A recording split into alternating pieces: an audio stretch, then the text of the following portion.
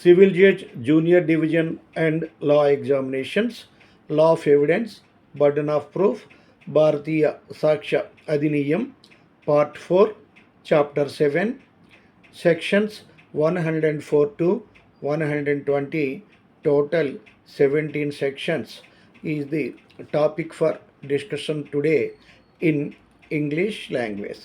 This topic was uploaded in Telugu language yesterday. Please note, dear friends, every lecture must necessarily be in English. If we recently Telugu lectures, the lectures are being uploaded in Telugu language also for the convenience of my student friends of Andhra Pradesh and Telangana.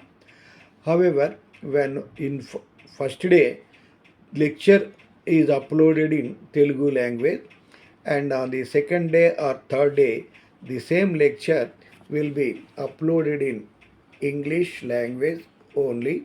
English language. There is no any doubt among the non-Telugu candidates that the Rega Surya Rao is uploading in Telugu language. We need not look into it. That problem will not be there. Every lecture will be in English only. So another thing I want to tell you is, whatever may be the caption, title, law lectures or LLB, LLM lectures or judicial service lectures or civil judge junior examination lectures, whatever may be the lectures, a title, all lectures are earlier, the lectures were designed to LLB students only, but in course of time, the lectures are being uploaded keeping in view the requirement of LLB students, LLM students, and judicial service examination students, judicial service namely civil judge junior, assistant public prosecutor, additional district judge, all these. So this lecture information provided in this lecture would enable the student to have a overall idea at the first instance. If necessary, he may proceed further with higher standard books. So I sincerely assure you, dear friends, when once you uh, continue to watch my lectures, you will be able to acquire very good knowledge and will be able to face the competitive judicial service competitive exam very successfully. Now, in this I have almost completed this Bharatiya Saksha Adhiniyam. This subject for LLB students I uploaded long back just in 3 big lectures of around 2 hours. But we are having, after taking up lectures for the required to cater the needs of all students, I have been delivering lecture very elaborately section wise. Section wise. So when now I uploaded more than 25 lectures on this law of evidence. Very small 2 3 points were 2 3 topics were left over, which are very easy. You can read on your own. Dear friends, this Bharatiya Saksha Adhiniyam replaced the previous enactment, Indian Evidence Act 1872. The Indian Evidence Act 1872, which came into force on 1st September 1872, was successfully applied in courts of law for a period of 251 years. And in the recent past, this Evidence Act, along with two other criminal laws, Indian Penal Code and Criminal Procedure Code, these three enactments are abolished, repealed, and in their place, three new enactments are passed. They are Bharatiya Saksha Adhiniyam in the place of evidence, Bharatiya Nyaya Sanhita in the place of IPC, Bharatiya Nagarik Suraksha Sanhita in the place of CRPC. So these three are collectively called as criminal laws because there is some causal connection between these three criminal laws. IPC is applicable to criminal proceeding, CRPC is applicable to criminal proceeding, evidence is applicable to IPC, the substantive law. It contains rules and regulations. CRPC is procedural law. It lays down procedure how the principles enshrined in IPC are to be applied. But law of evidence is contains both substantive principles and procedural provisions, substantive and procedural. So this law of evidence has great significance for the because it refers to both civil litigation and criminal proceeding. It contains principles, substantive principles, and also it contains procedural provisions. So that is why the Evidence Act is of great significance. So far as this evidence is concerned, dear friends, I have covered almost all the topics. This burden of proof is last but one. Only next topic is only is 170 is only one topic is left over. So far as this law of evidence is concerned, though the old enactment is repealed and its place new enactment is passed, there is no any very slight, there is no any change. Almost all the provisions are reproduced in this Bharatiya Saksha Adhiniyam. What are the changes brought about? I explained on several occasions. So far as this particular chapter is concerned, what are the changes made? I will tell you. So here basically what are the changes made? I will tell you. He in this chapter burden of proof, I will explain what is burden of proof and what is on whom the burden of proof lies. Section 104, 105. That previously 101 Indian Evidence Act, 102 Indian Evidence Act.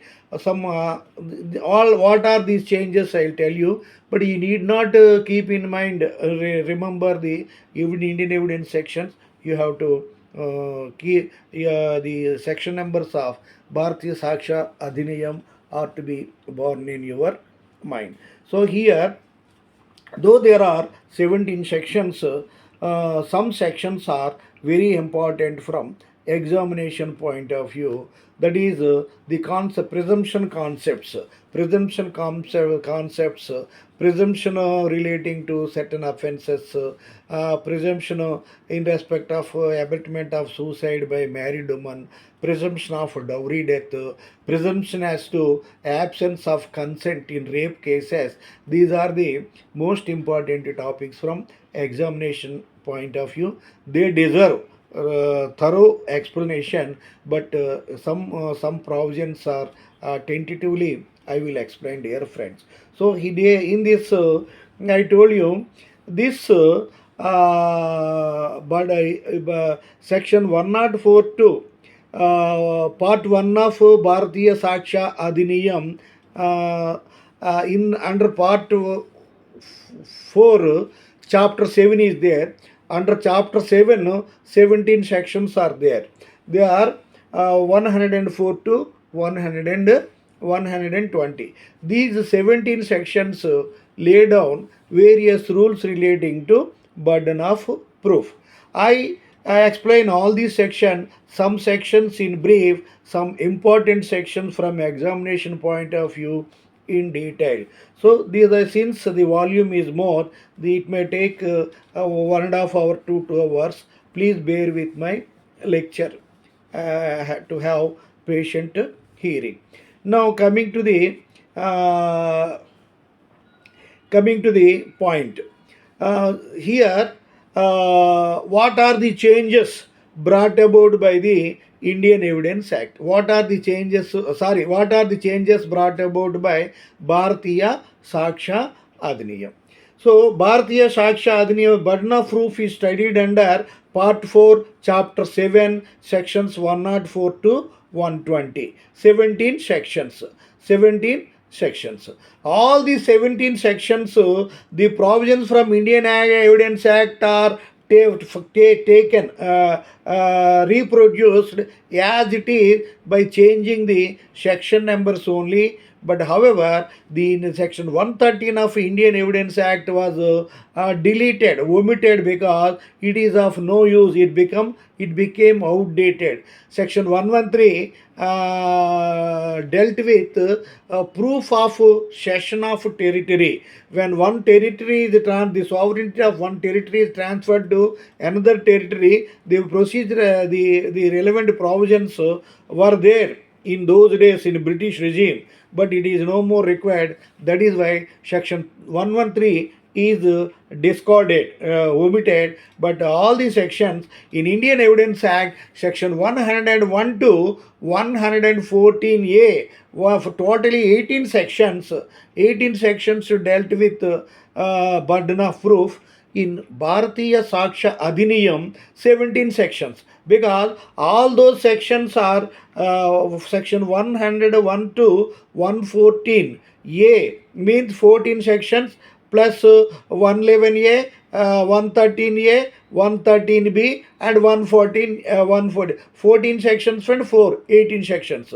So these 111A is given another section number, 113A, 13B are given two section number, 114A is given section 120 in this. So far as the just change of section, but there is no any change in contents of this chapter from Indian Evidence Act and Bharatiya Saksha Adhiniyam. All the contents are same. All the contents are same. This is the position. Now, second point change is section 104 to 114. This Bharatiya Adhiniyam say with same taken from 100, whatever was there under Indian Evidence Act, section 101 to 111, total 7 sections. All the 7 sections are reproduced in section 104 to 104 to 114. Those 11 sections, first 11 sections are reproduced with change of number. Only three number is different. 101 became 104, 102 became 105, like that. Only that is the only change. So thereafter that, one after one Indian Evidence Act, one after 111, 111A came. So for that, here they have given next number 115. Whatever was 111A, it is one became 115. Presumption has to settle presumption presumption in respect of certain offences. I will take up the later. So 120, 112 became legitimacy of child. Legitimacy of child. This is important. Whatever was the section 120 became 116, 113A dealt with 113A became 117, 113B became 118, 114 became 119, 114A became 120. So whatever the sections were there in that, we have to do. So in this particular chapter, we have to discuss in detail about what is burden of proof, on whom burden of 104, on whom burden of proof lies, and so if a person whereabouts, if a person is alive for 30 years, deemed to be alive, that topic. If person's whereabouts are not known for 7 years, he is deemed to be dead. And what is the position, what is the presumption aspect, all these things I will tell you. And another thing is presumption of certain offences, and presumption as to legitimacy of child, and presumption of as to abatement of suicide by married woman, and presumption of dowry death, presumption of in rape cases, absence of consent. These are the most important topic. The what is the presumption, I explained in detail. These topics I will take up in detail. So the time is very short. I won't be able to cover the uh, cases, friends. Uh, Now, what is the meaning of burden of proof? Burden of proof is originated from Latin term vanus probaandi. Vanus probaandi. So, the expression burden of proof is originated from Latin term vanus probaandi. Honest probandi means honest probandi means who he asserts the court should prove. He who asserts the court should prove. So this honest probandi tells that the person who drags another person to court has an obligation to prove. This honest probandi dictates the responsibility of a person who claims any legal right or liability, criminal liability, is shouldered with the responsibility to prove the matter.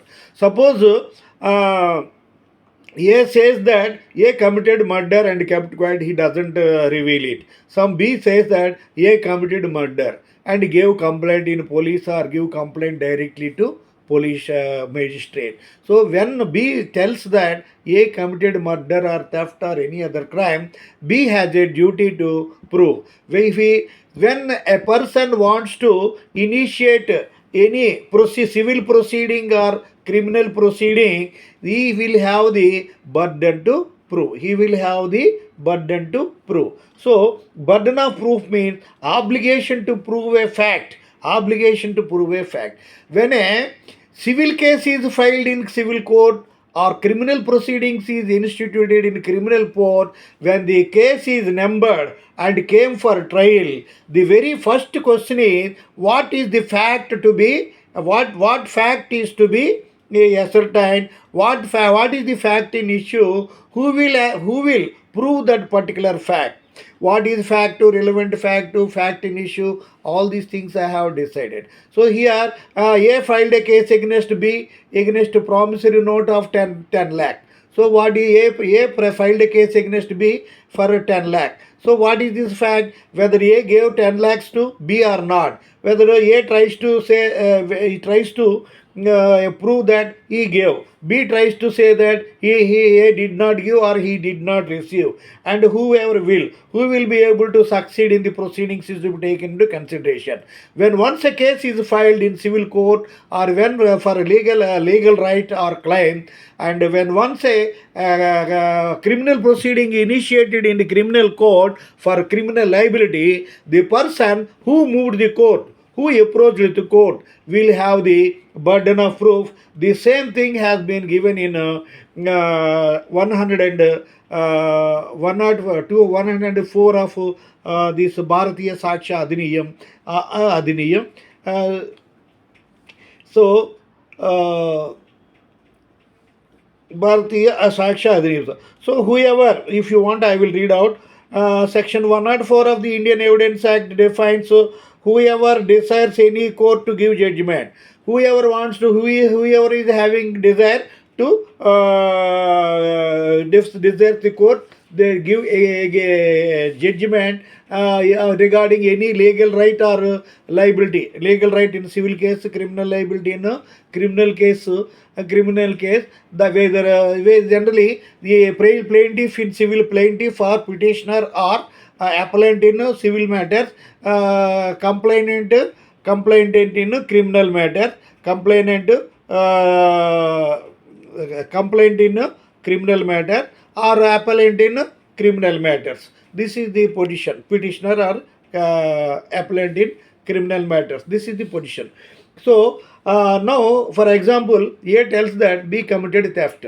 But A having committed theft kept quiet. When B initiates that A committed theft, B should prove that. The burden of proof is shouldered on B. So in civil cases, the parties themselves will try. Say the plaintiff or petitioner appellant will move the matter and he will prove it. In criminal law, generally the prosecution the complainant will have to prove it through prosecutor.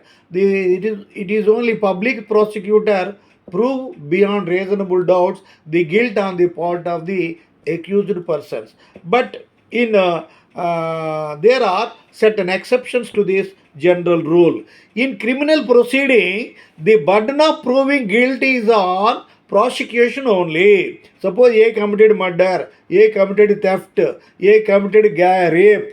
So, whether A committed rape or not, whether A committed murder or not, whether A committed the theft or not, is when the allegation is placed before the court by some complainant, the public prosecutor will have has to prove beyond reasonable doubts. So the burden of proof is in prosecution in criminal cases. The burden of proof is in civil cases lies on the plaintiff or petitioner or appellant.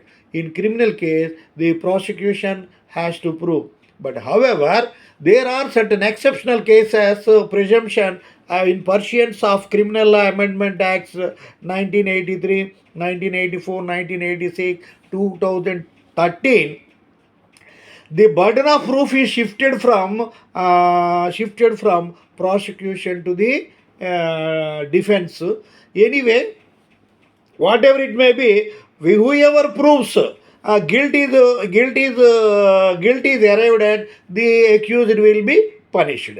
So in some cases the prosecution will, since in almost all the cases the prosecution will prove beyond a reasonable doubt that the accused has committed the crime. In exceptional cases, in pursuance of criminal law amendments, the defense lawyer will have to prove that his client did not commit the crime. This is the burden of proof is shifted. So here, so far as section 104 is concerned, it tells that whoever asserts the court has a burden to prove. So this is another distinguished jurist, one distinguished jurist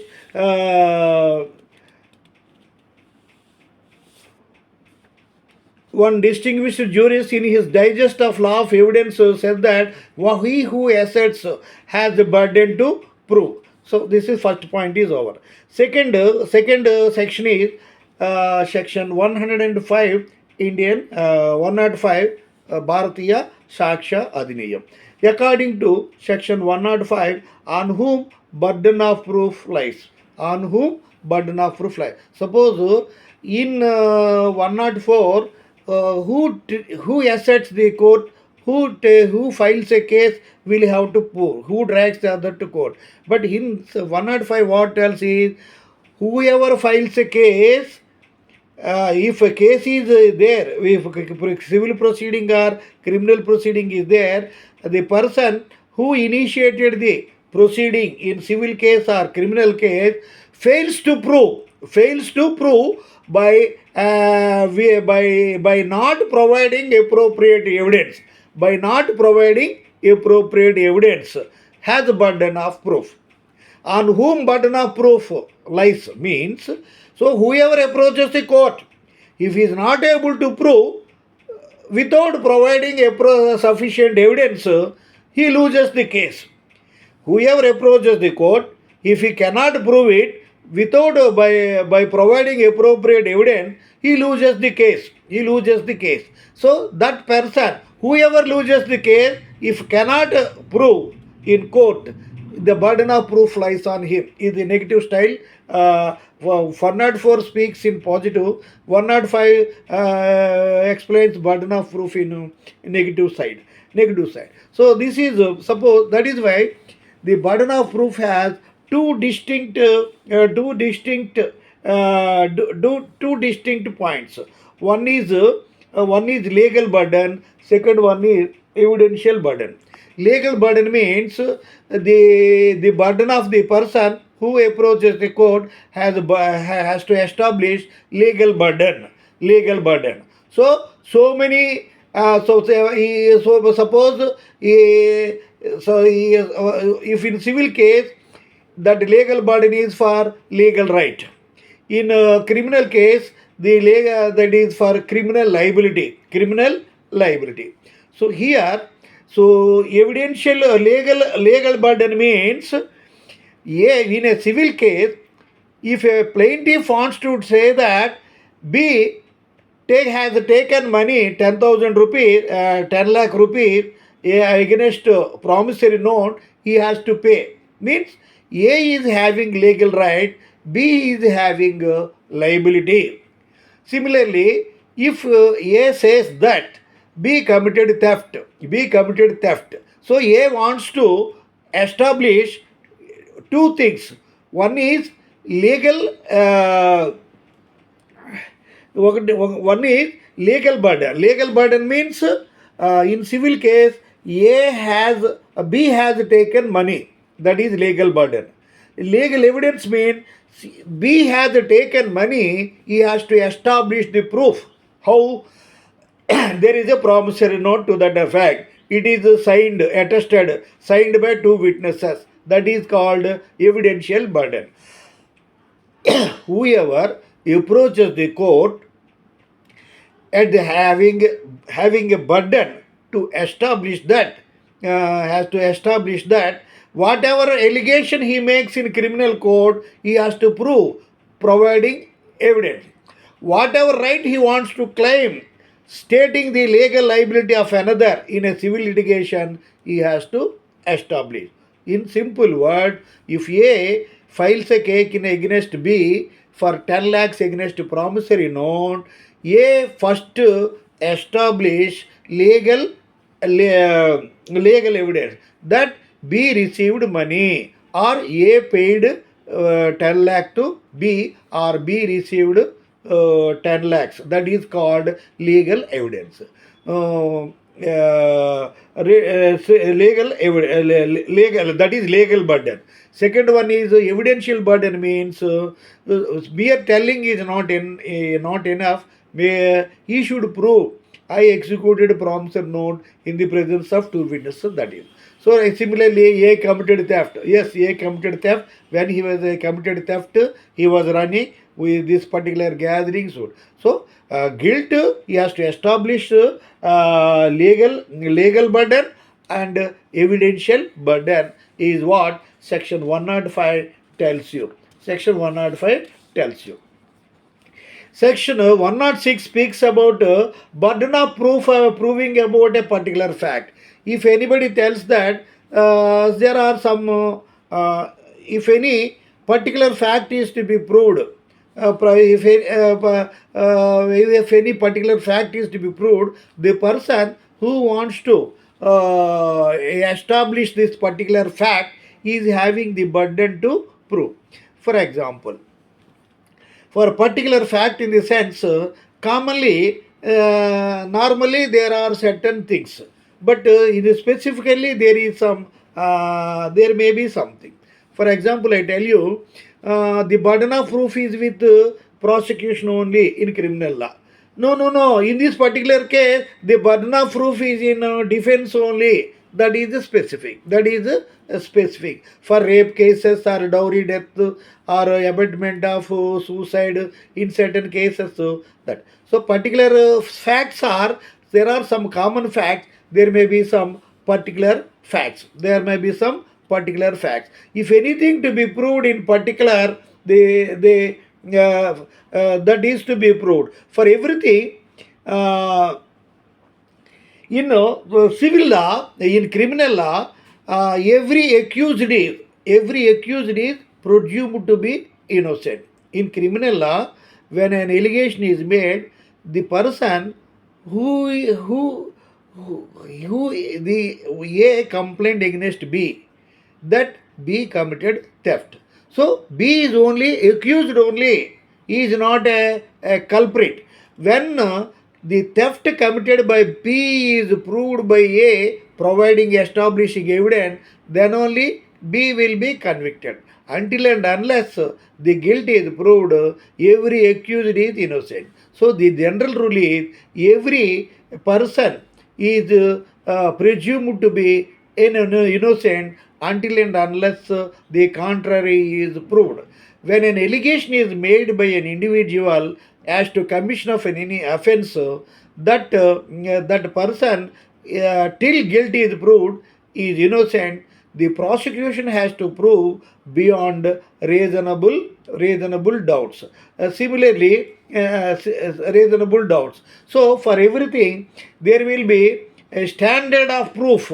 Standard of proof. What is beyondable reason? Beyond the standard of proof, it is to be made when we call it as the prosecution will have to prove beyond reasonable doubt. That is, any particular facts are to be proved to that particular case. The person who initiated the proceeding, civil proceedings or criminal proceeding, that person will have to prove it. Prove it. Now, next one is section 107. To make the evidence admissible, to make the burden of proving the fact, to make the evidence admissible. The burden of proving the fact to make the evidence admissible. To make the evidence admissible. Suppose A says that B killed C. A says that B killed C and produces the dying declaration of C. A killed B, B killed C, and C, who was about to die, gave statement to A. So C gave direct dying declaration to A. B, having after committing the murder, ran away. Now, if nobody files a case, B is happy, he can escape. But C gave dying declaration, and A, with that dying declaration, lodges complaint and saying that C, while at the time of before going to die, made a declaration that Mr. B killed him with knife or revolver or what or something.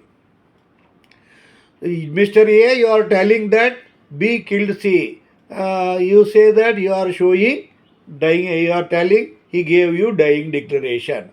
So you should prove that C is dead. C is dead.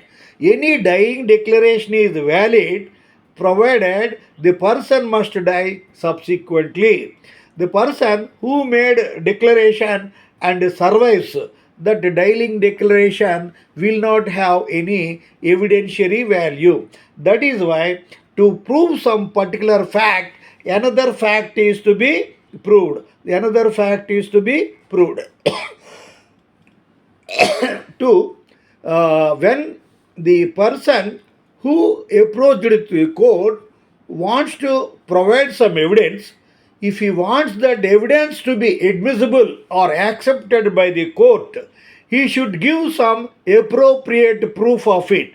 When the person who approached the court, presenting the dying declaration of C that B killed him, he should prove that C is dead, C is not alive. So this is what is called section 107. This speaks about us. Next, section 108 speaks about general exceptions. General exceptions.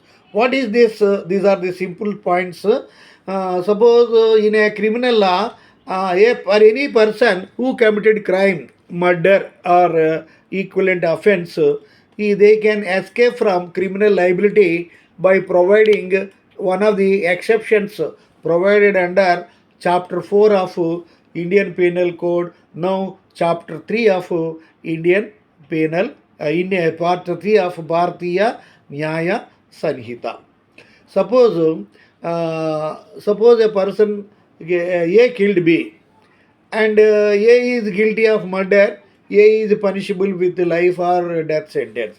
But A tells that at the time of committing the murder, I was insane. I did not know what I was doing. I do not know the circumstance of the act I was doing, and McNaughton case, section 84. All these things I explained in Indian Penal Code long back, but I will take up this BNS fresh and will enlighten you all these things. Suppose, according to section 108, uh, if the in a criminal case, if the accused wants to plead defense, one of the defenses available in chapter 3 of Bharatiya Nyaya Sanhita. IPC chapter 4 reproduced into chapter 3. The general exceptions are provided under chapter 4 in IPC. Those general exceptions are provided under chapter 3 in Bharatiya Nyaya Sanhita. And judicial acts, insanity, infancy, right of private defense, consent, and that is for rape cases, consent, compulsion. There are right of private defense means when B attempts to kill if A kills B, A can say that B came to kill me in order to protect my life. I killed B. But otherwise, I don't have any bad intention to kill B, is what A can say. Suppose when a person comes to kill you, you may kill him. When a person comes for robbery and attack your home, then for protect to safeguard your life and property, you may kill them. Then you can plead the defense of right of private defense. These the various defenses are available under the chapter general exceptions. The general exceptions, chapter 4 Indian Penal Code dealt with general exceptions. Now chapter 3 Bharatiya Nyaya Sanhita 2023 contains various exceptions. Basic taking the help of any exception, the accused person can escape the criminal liability or get exempted from the criminal liability. So according to burden of proof, suppose if the person accused wants to claim any criminal liability exemption, he should prove any one of the items available under chapter 4. Chapter 4. Then only his plea will be admitted by the court. Plea will be admitted by the court. Next, 108 is over. 109.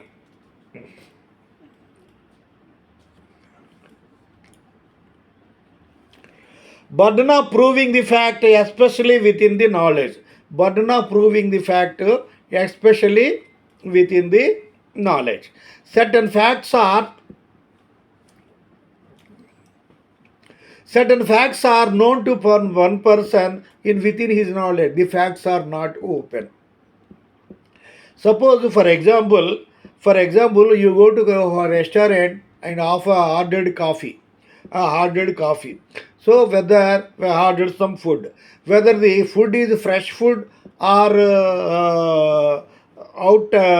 some morning food or last night food or taken out from fridge and after boiling it gave it, you don't know. So that server who serves the food knows about the quality of that. That is fact within the knowledge. Fact within the knowledge. Suppose a person is traveling in a train. He purchased the ticket. But the ticket is missing. While traveling, the ticket examiner demanded the ticket, but he is not able to produce the ticket. Some people travel without purchasing the ticket. If examiner comes, they say that I purchased the ticket. Some people really purchased the ticket, they forgot it. Today cell phones have come and suppose he forgets the cell phone. He did not take any printout. That is the case. So whether the passenger has purchased ticket or not, he himself knows. When a seller in a shop sells a product, it may be TV or fridge or anything, if it is a good, it is the quality, good quality one or a bad quality one, he knows. That is fact within the knowledge. So, suppose he gives sometimes somebody returned the fridge or TV, telling that it got damaged within 1 month of its purpose. It is taken and necessary repair is taken and given to, and he sells it to another person. Whether when he asks it is good or not, he will tell it is a good TV only. Whether it is returned damaged TV or a good TV, he knows. But sometimes he really places order with manufacturer or distributor and got the TV or fridge. He made necessary payment and the delivery man delivered the product and all these things. The genuine case. The shopkeeper knows that the product he sold is the genuine one. He himself knows. If at all dispute arises, that knowledge is within his personal knowledge only. Within his knowledge only, he will have to prove. Yes, that what the product I delivered is absolutely good one. This is the invoice. This is the order I placed. This is the date of delivery. This is the date, or this product is kept in showcase on so and so day, and that information he has to produce before the court. That is what is called with reference to within the knowledge. Now, some presumptions are there. Some presumptions are there. So, presumption means I know some concepts relating to presumptions we have to take. So, this presumption was studied as separate chapter in Indian Evidence Act. The presumptions may presume, shall presume, conclusive proof have been listed in interpretation clause, that is the definitions. In Indian Evidence Act, presumption was independent chapter, independent topic, but now in Bharatiya Saksha Adhiniyam, the presumptions are provided under definitions, under definitions only. So what is presumption? Presumption means to presume means to suppose, to guess, to presume, to some reference, to some reference. In the absence of absolute truth, we presume something. So A is by this time 10 to 5, A is expected to be in office. So he is not in office means he might have gone to State Bank. That is the presumption. If he not there in State Bank, nearby branch, he might have gone to main branch. Like that, that is the presumption. So after 5 o'clock, Mr. A is expected to be at home. Suppose he is home. If he is not available, it is only presumption.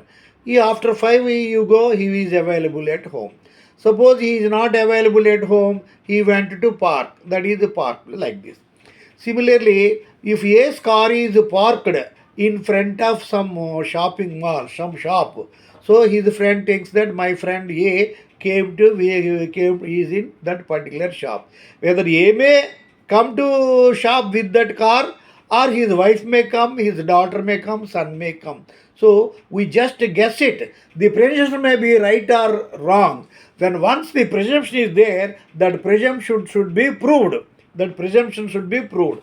From section 10 of the, if any, there are certain presumptions, standard presumptions are there, that court believes them to be true.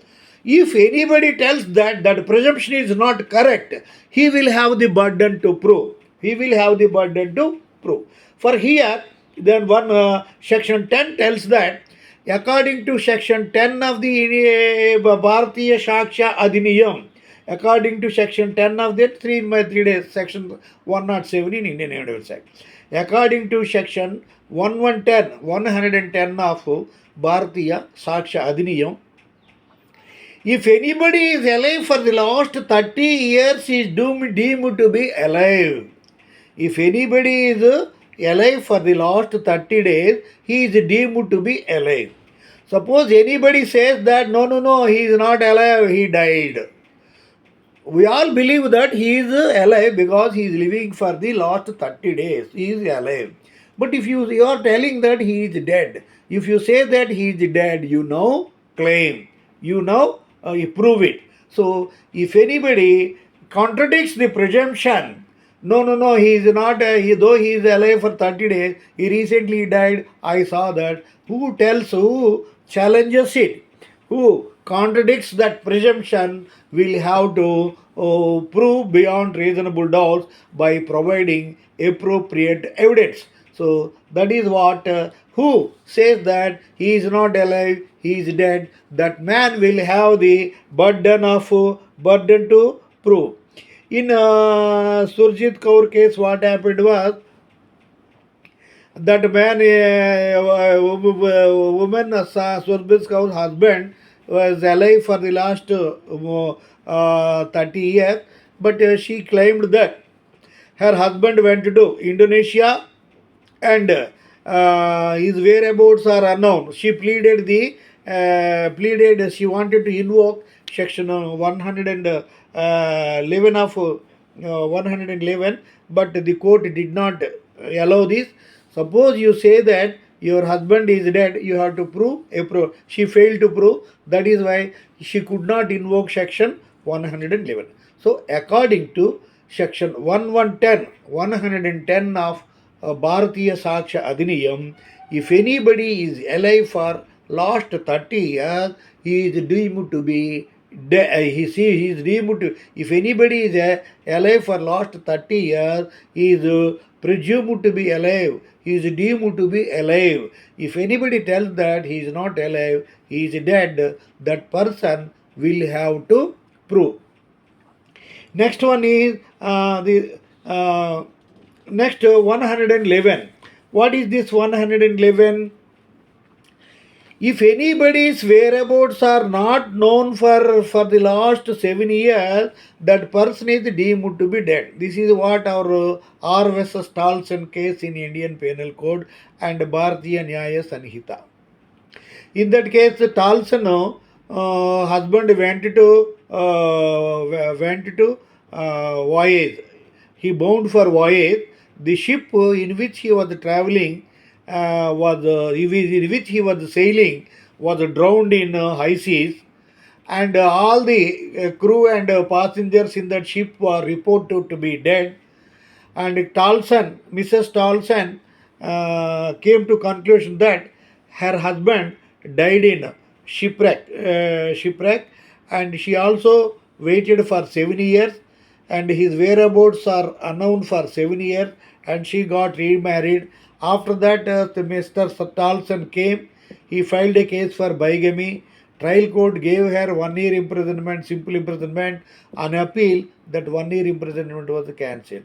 So here, according to section 10 of 110 of Bharatiya Saksha Adhiniyam, if anybody is alive for the last 30 days, he is presumed to be alive. The presumption is he is alive. If anybody tells that he is not alive, he is dead, that person has burden to prove that he is dead. The next section 111 tells that if anybody's whereabouts are not known for a period of 7 years, that person is deemed to be dead, presumed to be dead. Suppose that refers to dearest dearest relations, connected relations only, not for all. If few friends get separated, they did not meet again for 10 years, 20 years, it is not applicable. Mere strangers, it is not applicable. It is applicable to, suppose, wife and husband. If the husband whereabouts not known for more than 7 years, wife can presume that her husband is dead. Suppose a wife's whereabouts not known for 7 years above, husband can presume that his wife is dead. Suppose he is not dead, he is alive. If anybody tells that he is alive, that person will have the burden to prove. That person will have the burden to prove. So this is what is called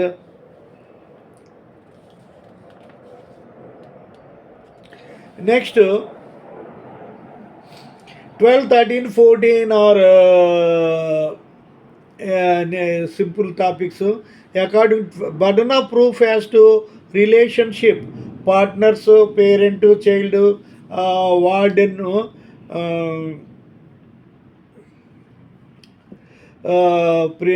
company director, landlord, tenant, like this. So there are certain relationships. The presumption is, suppose a man and woman came for rent. The landlord gives them rent, presuming that they are wife and husband. They are living in the house for the last so many years and moving like wife and husband. But the owner, landlord, thinks that, presumes that they are wife and husband. They give, generally, the landlord lets out his house for married couple only, not for bachelors or unmarried, cohabited man and woman. So like this, suppose they are good, they are living together like wife and husband, and somebody said you gave rent to one man and woman, they are not married, they are not wife and husband. He tells that that man will have the obligation to prove.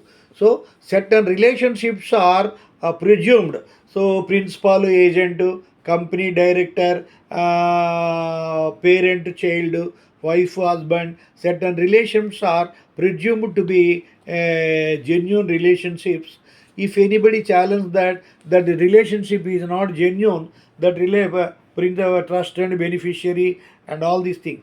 Though there is a causal connection between these two with reference to they stand in some special relationship. Principal, agent, firm and partner, director and company, parent, child, husband, wife. These are the relationships are there. We presume, we believe that they are having that relationship. If anybody tells that they do not have that relationship, that man who challenges the relationship will have the burden to proof. Next one is burden of proof as to ownership. Burden of proof as to ownership. The general presumption is a person who is in possession of the property is deemed to be the owner. Suppose when we go to some shop, whoever is seated in that chair, counter chair, we presume that he is the owner. He is the owner. But no, he is not owner, he is customer. When the seat is empty, the owner went to toilet in that went just outside to bank. When the seat is empty, some customer is seated and he received money from the customer, and with that money ran away. If anybody tells, that man who tells that he is not owner, he is having the burden to proof. Suppose, yeah, when a person is driving a car or any vehicle, we presume that he is owner of that vehicle. Whether he is not the owner of that vehicle, he has committed theft of, he has stolen that car when it was parked in a particular parking place. So who tells that he is not the owner, he is the thief of that car, that person will have to prove have the burden to prove. This is simple things. So next is proof of good faith. Suppose some transactions are entered into out of good faith, good faith, good faith. Suppose there are so many. There is a regular customer. One person goes to particular shop because they are very genuine seller. Whatever product we purchase there, it is genuine one. That is what is called good faith. Good faith. Suppose A goes to shop and asks B seller, I want a particular product. Which product you want?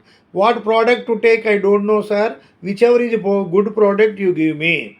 You give me. Suppose I want a TV, whether it is Samsung, LG, or Onida, whatever it may be, I don't know. Whichever you find better for my requirement, you choose it. So the customer is putting complete trust on the owner. Whatever product he gives, that is called good faith.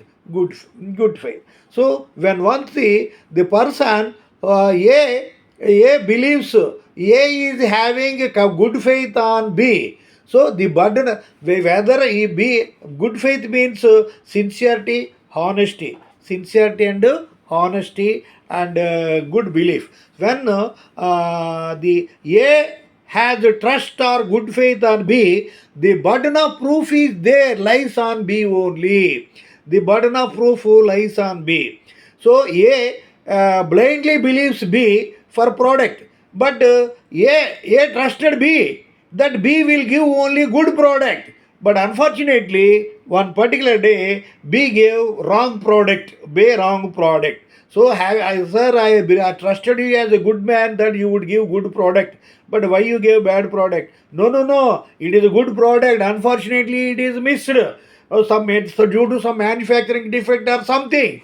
So I know you trust me. You have a lot of good faith on me. I gave you correct product, genuine company's product. But there might be some manufacturing product. That is why I will show you my good faith. These are the I am doing business for this last so many years. I have this much number of customers. There are some regular customers also. They simply give a money and they forget, leave the matter to me. I supply them right product is what that seller will have to show. So that is why when one person has a good faith on other, the latter is having burden to prove that he is good. Next one is 114 is over.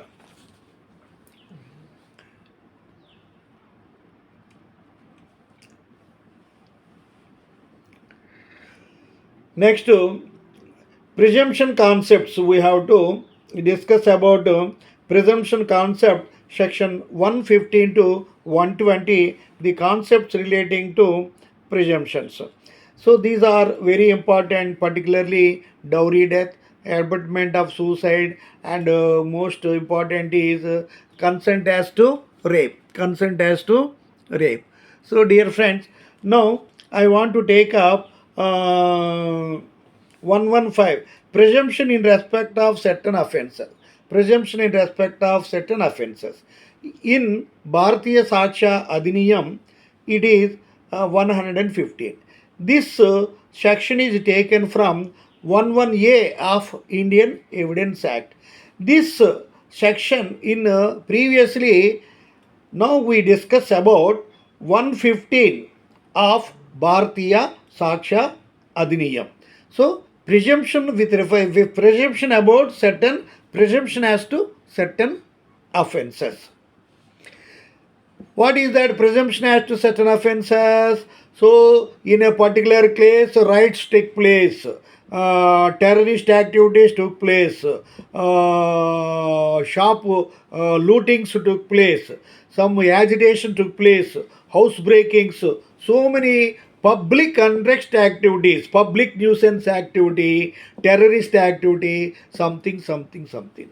Suppose if any terrorist activity, bomb blast is there, there are some well-known persons of that terrorist activities, that particular person is presumed, because this type of activity that particular terrorist will affect. He is a man who consistently time to time attack the public, disturb the public peace. He disturbs he is instrumental for public disorder. He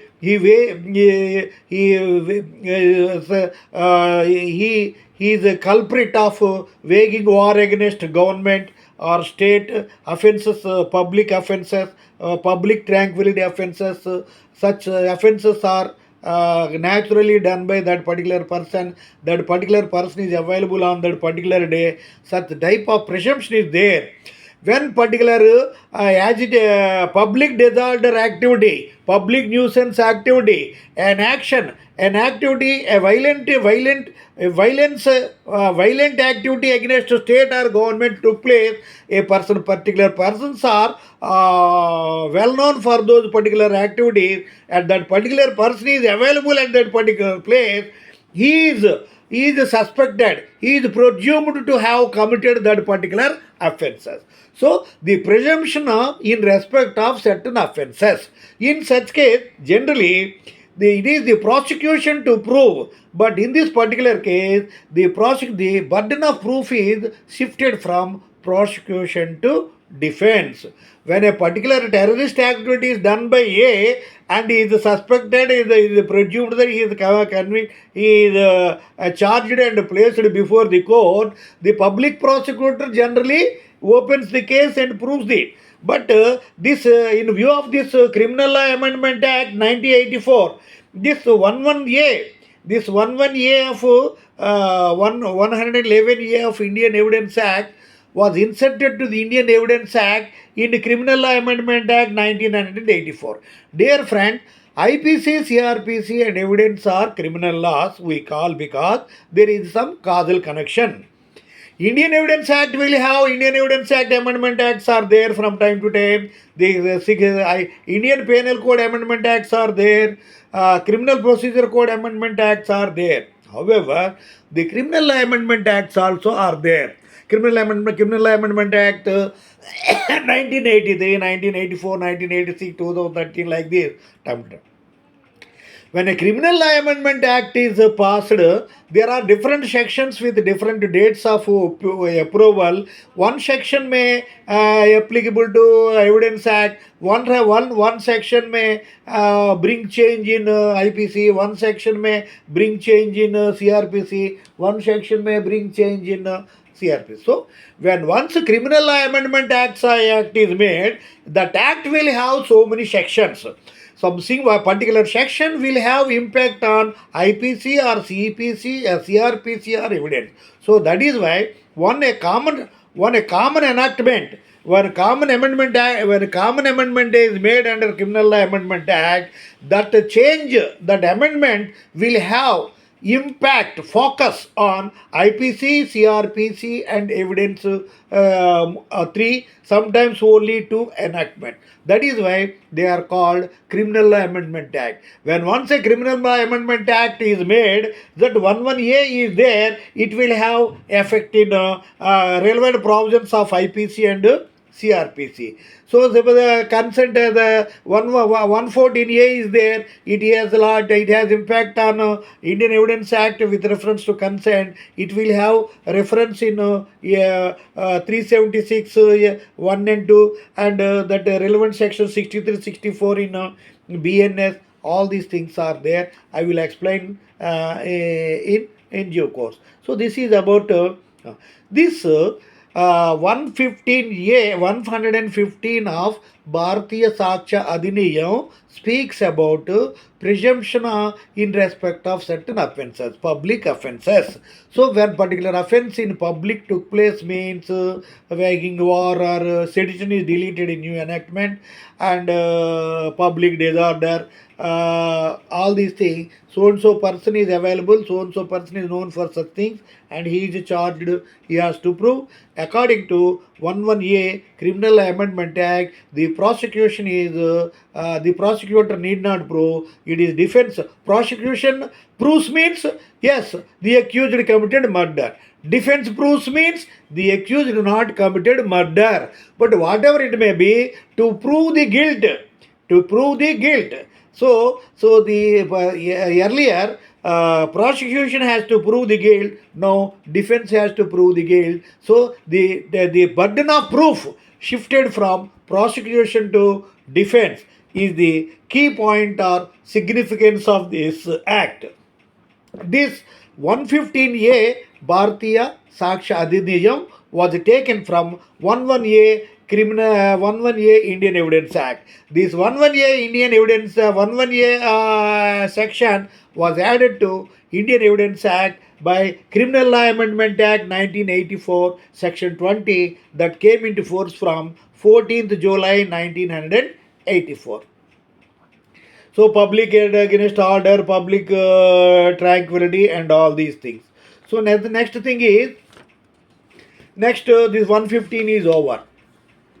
Next 116, most important section, 116. Babre chala time ఉంది. 116.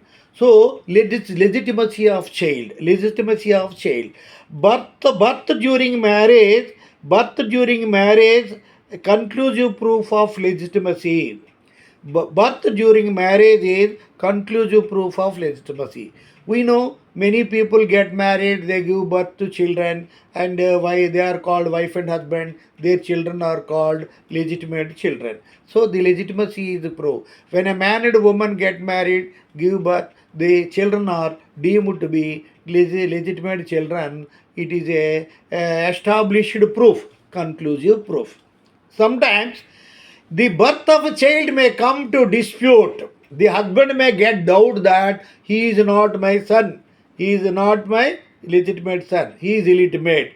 And he accuses his wife that she indulged in adultery with someone and gave birth to God pregnancy and gave birth to that. In such cases, what is the position? So, section 112, this is this 116, previously 114 is there, 112 was there. Legitimacy of child 112, legitimacy of child 112. What happened here? When husband and wife give birth to children, they are called legitimate children. So there may dispute some take place, husband may get down and they get separated and took divorce. If the child is born within 280 days of dissolution of marriage or partition, that child is deemed to be a legitimate child. It is a conclusive proof. May presume challengeable, and that is presumption of fact or natural presumption. May presumption is can be challenged. Next, artificial presumption or presumption of law, rebuttable and irrebuttable things are there. Shall presume conclude. May presumption can be rebutted, challenged. Shall presume can be challenged, rebutted, and conclusive proof cannot be challenged or rebutted unless the circumstances necessitate the situation. So here what happened is, section 116 tells that birth during marriage is conclusive proof. Birth during marriage is conclusive proof of legitimacy. So here, if husband challenges legitimacy, even if if the woman gave birth to a child within 280 days after partition or after dissolution of marriage, if there was a cohabitation prior to that, that child is deemed to be a legitimate child, because husband cannot ignore the legitimacy. That is the general rule. Because this is imputing unchastity of woman is against public policy. It is opposed to public policy that imputing unchastity of woman, in damaging the virginity of woman, is a matter opposed to public policy to ensure the protection of women. So many special legislations are passed by the government. So that is the person. Secondly, when once it is not treated as conclusive proof, it is not presumed as conclusive proof, and is given a chance to rebut, challenge it, the child will have to look down, bend his head down as a bastard in the illegitimate son. It will have serious impact on the adolescent mind of the child. So that is the reason why this presumption is treated as conclusive proof. But the only thing is the husband has to establish that there was no access between them. So I am not away. I was away from my wife for the last 1 year, 2 years. I did not meet my wife. So we were consistently disputing. We never met. That type of only, with that only he can rebut. He can challenge the legitimacy. Otherwise he cannot do, because legitimacy is a conclusive proof. The courts also, however, there is one a clue of DNA test. So whatsoever may be the DNA test, with DNA test, real parent can be detected. Real parent can be detected. However, it cannot be entertained. The courts can never order, will not order DNA test under any circumstances. The party cannot be forced to give samples also. That is the rarest of the rare cases. The DNA test the court may ask, because he is just like a public prosecutor. The husband goes out, she moves with lot of people, she is not eligible. That such a crucial situation arises. In such the circumstances so prevail that the court may order DNA test. Normally the DNA test can never be, because maternity is a fact. It is very quite obvious. It is very clear. So and so is born to somebody, because the woman gets pregnancy. The pregnancy is visible and giving delivery is visible. That is why it is a fact. But the paternity is surmise. Paternity is just a guess.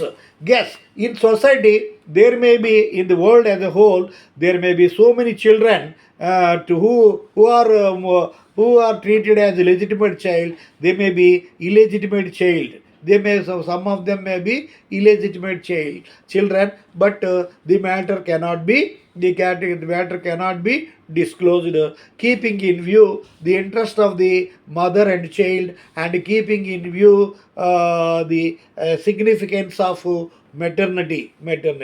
So these are the things. So DNA test, even though because Indian evidence, this type of DNA test today is available in view of the advancement of medical sciences. The DNA test is available today. It can comfortably detect the father, but it is not so easily allowed.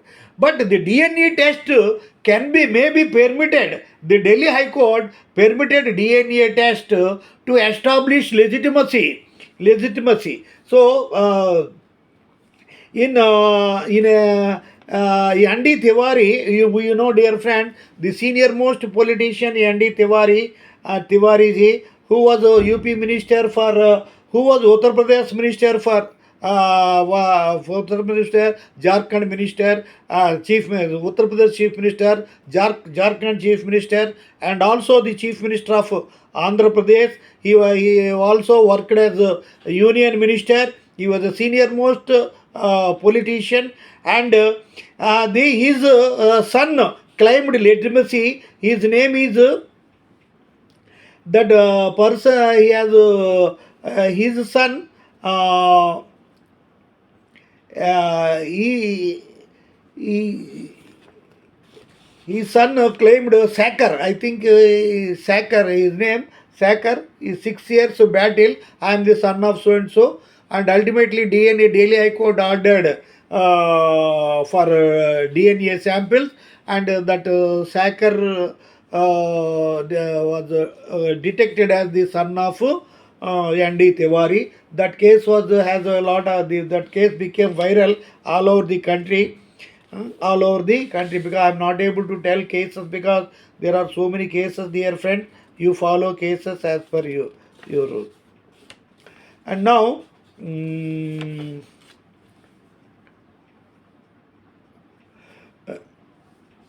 Rohit Sacker, Yandi Tiwari's son Rohit Sacker, he lodged a complaint against his father, Yandi Tiwari, claiming that I am the father, I am the son of so and so. Ultimately, it was so. This after separation, 280 days, within 280 days, the child is born, that child is deemed to be legitimate child. But if the child is born after 280 days, it is not, the child is declared illegitimate. In the in Timmakku versus Rangappa, in that case, if the child is born after partition or dissolution after 280 days, it is illegitimate. But in Muslim law, we in Hindu law we take 280 days, but in Muslim law they take only 6 months. After dissolution of marriage, if child is born after 6 months, was treated as illegitimate. 6 months means 180 days plus. But in India, in Hindus, 280 days. So the in Muslim laws are rigid so far as this legitimacy of child is concerned. So now 116 is over. Next one is 117. 117, that is suicide by a married woman as a consequence of harassment, harassment of husband or his in-laws. So here, according to section 117, this 117, suicide by married woman within 7 years of the marriage. 7 years of the marriage.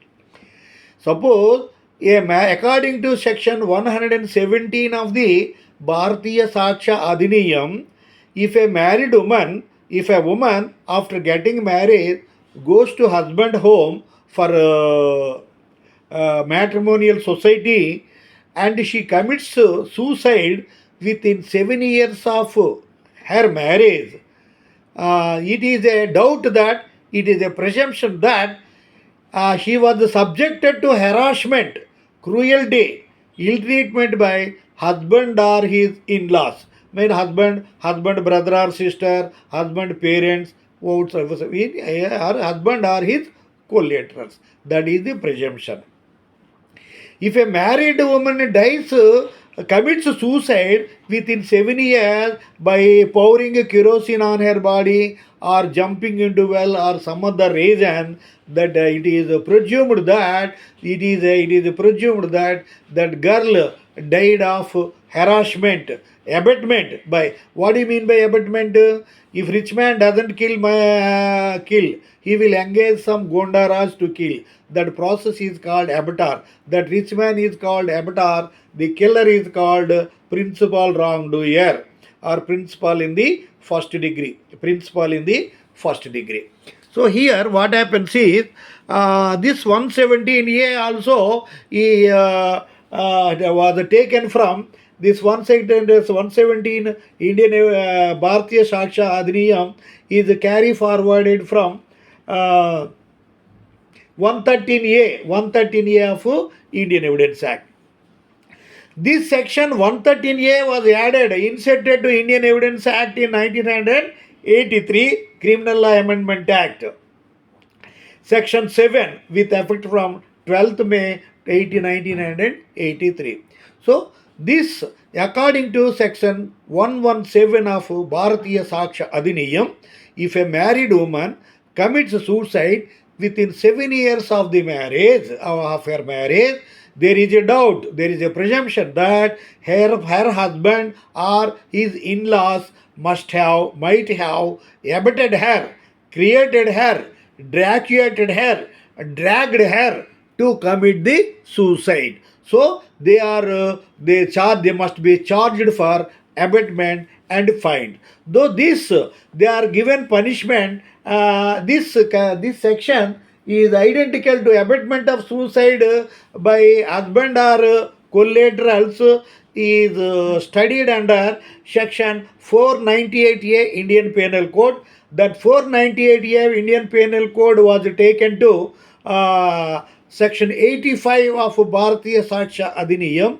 According to that, the maximum, if the guilt is proved, if the guilt is proved, the punishment is 3 years and 3 years imprisonment, rigorous imprisonment and fine, or both.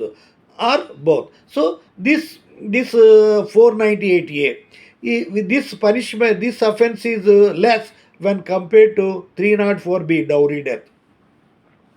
Next one is 118 dowry death. Presumption as to dowry death. I'm leaving the cases because time is no. Uh, Next 118 dowry death. Presumption as to dowry death.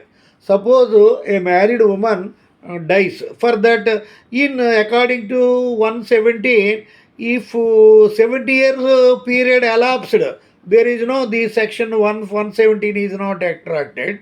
If suicide is committed within 7 years only, the presumption of abetment of suicide will be there. For that present, for abetment of suicide, the accused can prove beyond reasonable doubt that they are innocent. Guilt they can rebut, they can escape from the liability.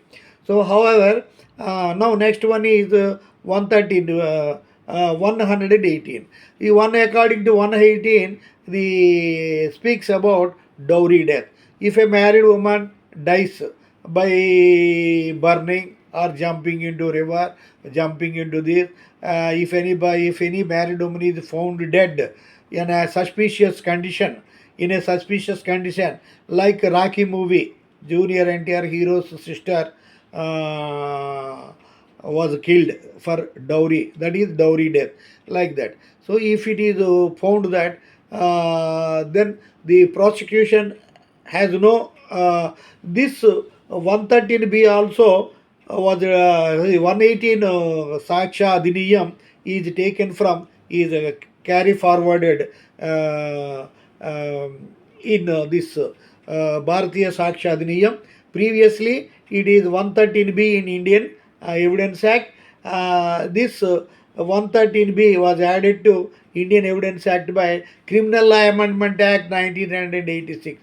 Criminal Law Amendment Act 1986, 86 Section 12, which came into force from 19th November 1986. So 118 is taken from 113B. 113 Evidence Act. 113B is added to Evidence Act in 1986 Criminal Law Amendment Act. So these are the positions. The cases I am not able to tell. Next, last one is 119, simple thing. Court may presume the existence of certain facts. Certain facts are there, some gazette notifications, publications, discharges functions by state proceedings, court proceedings, and certain facts are need not be proved. To this effect, I told you in this under section 119, the court may the court may presume existence of certain facts. So this 119 is taken from Indian Evidence Act 114. There is no amendment for that. Whatever was there in section 114 of Indian Evidence Act was taken into 119. According to 119, the court will have discretionary power to presume the existence of certain facts. So and so notification is there. The notification is right. Some paper publication is there. We presume that publication is right. Like that. Similarly, court. Suppose a man like Kasturilal case in Loft Arts, even Kasturilal was carrying gold. He was caught by police on the ground that he is a suspect, is a stolen property. He was presented, and like that, if a man is caught with some gold, some property, thinking that suspecting that it is a stolen property or theft, the court will have three options. He is the real owner. He might be the real owner of the property. Option number one. Number two, he might have stolen. He might have committed theft. If the court may believe him real owner and acquit him. Option number one. Two, he might have committed theft. So he committed theft, and according to theft, he can be punished. And third one is he purchased stolen property. So here According to, if he is innocent, the court will relieve him. And suppose the court believes that he committed theft, theft relevant section is BNS Bharatiya Nyaya Sanhita 303, IPC 379. IPC 379 is reappeared as 303 in Bharatiya Nyaya Sanhita. Similarly, stolen property. In IPC, purchasing stolen property is offence under section 410 IPC, but it is reappeared as it reappears as 317 in Bharatiya Nyaya Sanhita. So, in so far as the court, according to section 119 of Bharatiya Saksha Adhiniyam, the court is vested with absolute discretionary power to take any date to may presume in any way as it likes. The court may declare him as innocent and acquit. The court may declare him as the thief and punish, or the court may declare him the purchaser of stolen property and punish accordingly. So this is what there are similar cases, instances in respect of which the court can presume them to be true. Now, last section, the most important section is 120 Bharatiya Saksha Adhiniyam. Bharatiya Saksha Adhiniyam. So, the government legislature is taking keen interest to eradicate sexual offences. So many special legislations are passed to curb the menace of this sexual offense. So this 114A, this 120 Bharatiya Saksha Adhiniyam tells that, speaks about absence of consent in rape cases. Absence of consent in rape cases. So according to section 120 of the Bharatiya Saksha Adhiniyam, presumption as to absence of consent in certain prosecution for rape cases. So here, when a rape is committed, the accused is escaping that with her consent only I have done. Consent means willingness, agree. The woman is agreed. The woman agreed to have sexual intercourse with me, telling that if sexual intercourse is done against the will of woman, without it against her consent, then only if sexual intercourse is performed, sexual intercourse is done against the will or against the consent of woman, it amounts to rape and punishment will be there to that effect. But in so many rape cases, the accused persons are proving with her consent only. So whatever criminal case, including rape, the guilt should be proved by prosecution. But in this particular case, the burden of proof, all these cases shifted from prosecution to defense. So when rape case is reported, the defense lawyer has to prove that my client is innocent. He committed the he committed the rape with the consent of the woman, prosecutrix, that victim of the rape. So here I want to tell you something. This 120A was taken from 114A Criminal Law Amendment Act. Criminal Law 114A Indian Evidence Act. This 120A Bharatiya Saksha Adhiniyam was taken from reproduced from 114A of Indian Evidence Act. This 114A Indian Evidence Act was added to Indian Evidence Act by 1983 Criminal Law Amendment Act. 1983 Criminal Act of 43, Section 6, 25th December 1989. So, according to section 120 of the Bharatiya Saksha Adhiniyam, in rape cases, the rapists are escaping on the ground that they committed sexual intercourse with the consent of the woman.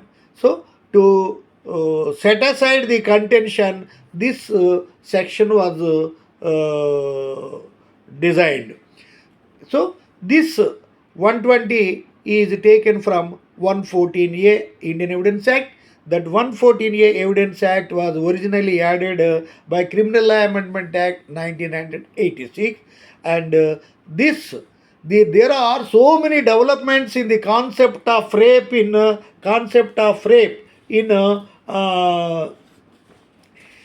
Section 375 the Indian Penal Code defined rape. Section 376 provided punishment for rape. The punishment for common rape, and the 376 clause 2 provided so many clauses of different situations of rape, different varieties of rape, different kinds of rape. Originally, when in the beginning, Section 375 Indian Penal Code defined rape. Section 376 prescribed punishment for rape. According to Section 376, the maximum punishment for rape was 10 years in the beginning. According to old law, even a girl below the age of 16 years, even with her consent also, amounted to rape. If the girl age is below 16 years, the consent is, even with her consent, sexual intercourse is done, it is treated as rape. Now today, that age limit is increased from 16 to 18. So even with the consent of a minor girl below the age of 18 years, if sexual intercourse takes place, it constitutes rape.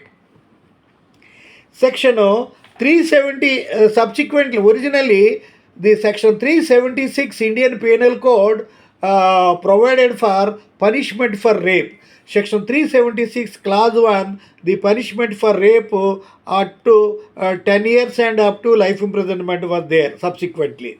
And 376 Clause 2, custodial rape. Originally, ABCD 4 custodial kinds of rapes were there, and police custody, public servant custody, armed forces custody, like this, 4. Now today, A to M, A, B, C, D, E, F, G, H, I, J, K, L, M, so many situations are added.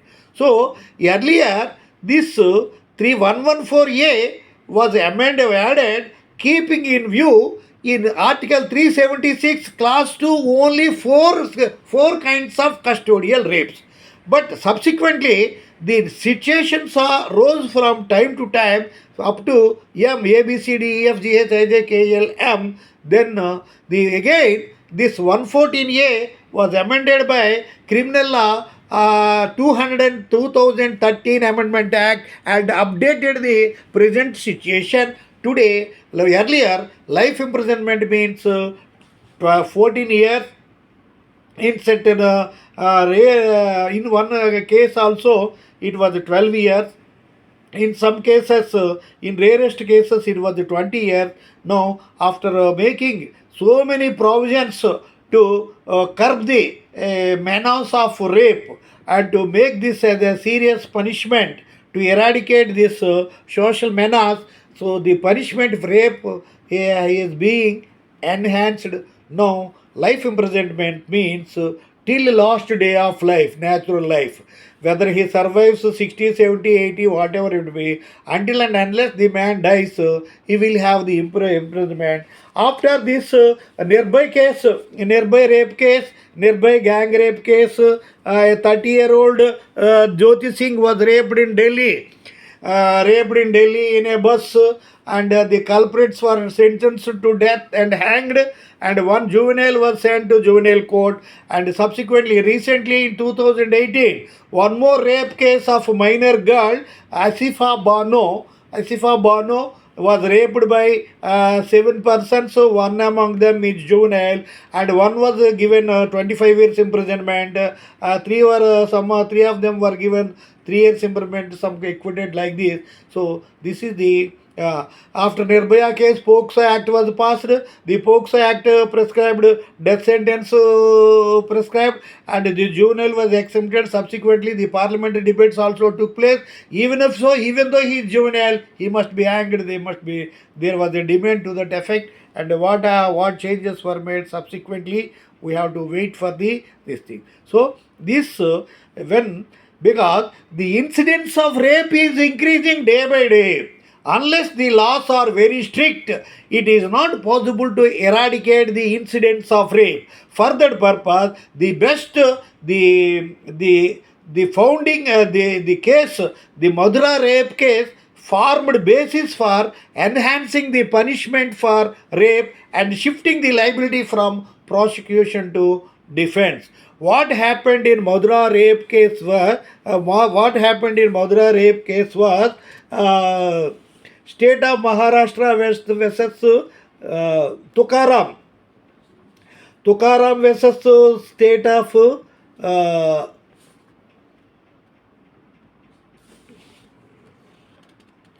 Tukaram versus State of Maharashtra. What happened was in 1979 Supreme Court case, one girl was there, one working girl, Madhura was there. She did not have parents. She lost her parents in childhood. She was brought up under the supervision of, under the stewardship of his elder brother. Both brother and sister were working, and their boss, the employer's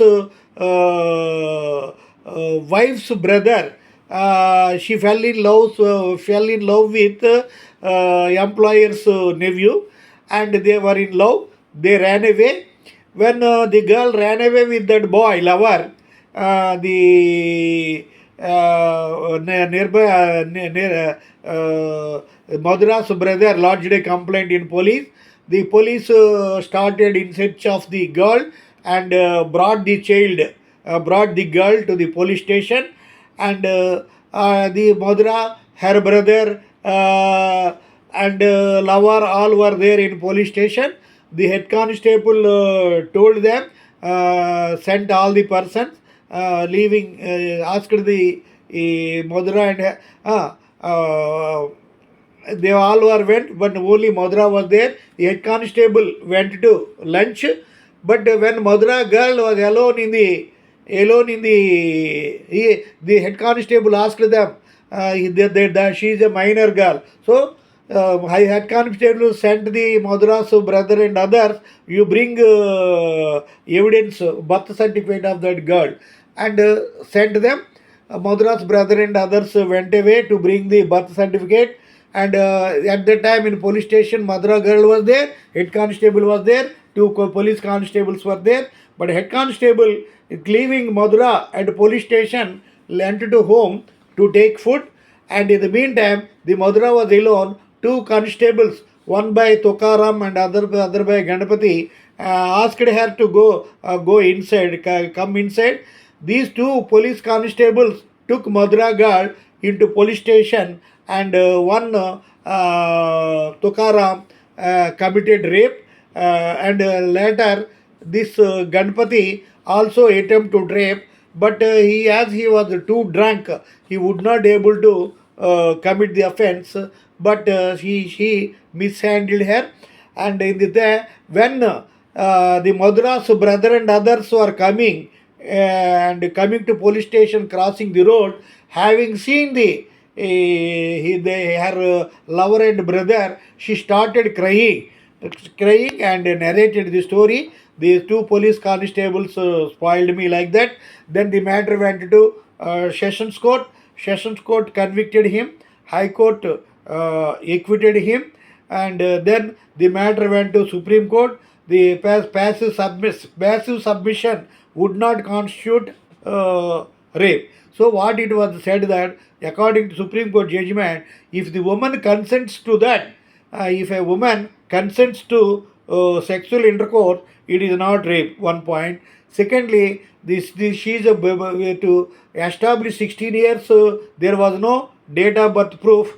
It could not be established that she was a minor girl. For the ground of the absence of consent, it was treated that this girl voluntarily, willfully had sexual intercourse with the constable, and the case was dismissed. The decision of the Supreme Court in Madura rape case became very viral, and subsequent the government wanted to make the rape as a serious offence, and section 114A consent in respect of rape 114A new section was added to Indian Evidence Act under Criminal Amendment Act 1986.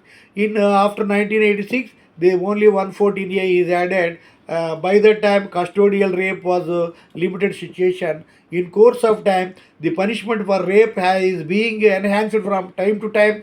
It went up to life imprisonment till last day of life. Subsequently, earlier it was 20 years, 25 years, till throughout the natural life, and after Nirbhaya case, for rape punishment extended to death sentence also, and Nirbhaya rape culprits also, culprits were raped. Nirbhaya 23-year-old girl was raped by those culprits. They were they were hanged. Similarly, because of these developments, again this 114A is further amended in 2013 amendment, Criminal Law Amendment Act.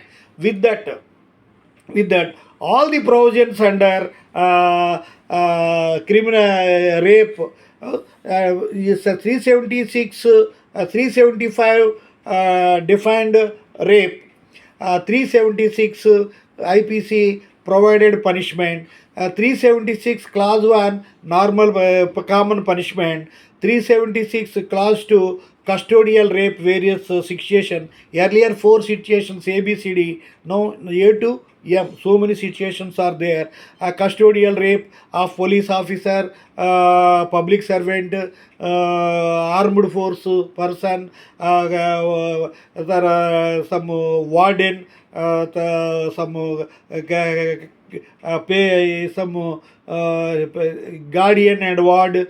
Next, person in a dominant condition, raping to a woman who is physically mentally handicapped, raping a woman who is hurt or grievous hurt, while raping a woman, causing serious hurt, like that. So many situations are provided for under. To that effect, in 2013 also, this amendment act was made, and the punishment is enhanced. So this is the dear friends. After this Madura rape case, in view of 114A, now followed by 120 Bharatiya Saksha Adhiniyam, the judgment of Madura rape case by Supreme Court is outdated. Now, according to section 120, even if the girl victim tells that I did not give consent, it is enough. Even though the girl had sexual intercourse willfully with full consent, even after that, while the rape case is reported, and if she tells in the court, if the deposes before the court that I did not give consent, then the court presumes that the rape was committed without her consent or against her will. Even then, there may be certain extreme cases. The matter may be rebutted. For example, there is a woman, prostitute like woman, excessive sex desired woman. In such case, in a special circumstances, the defense may establish. However, after in pursuance of the concepts under presumption, the burden of proof shifted from prosecution to the defense. In criminal cases, the guilt of the accused is to be proved by the prosecution, that is the public prosecutor. But in certain exceptional cases, in pursuance of criminal law amendments through this in crucial in serious offences like murder, dowry death, abetment of suicide, like that. For 304B, dowry death, the minimum 7 years imprisonment, 7 years imprisonment to life imprisonment. Life imprisonment. These are the various issues relating to this consent, dear friend. So I have prepared notes, cases also. Since there are 117 17 sections, I would not able to though I prepared cases also, I could not mention this. Please follow my lectures. I am taking very serious. For a long time I have given class because there is an interruption. I had to go to US, my son's place. I was held up there for 5 years, 5 days, 5 months, so that I did not have library there. So I sincerely tell you, follow my videos, uh, and acquire good knowledge and uplift the status of our prestigious legal profession. Thank God. God bless.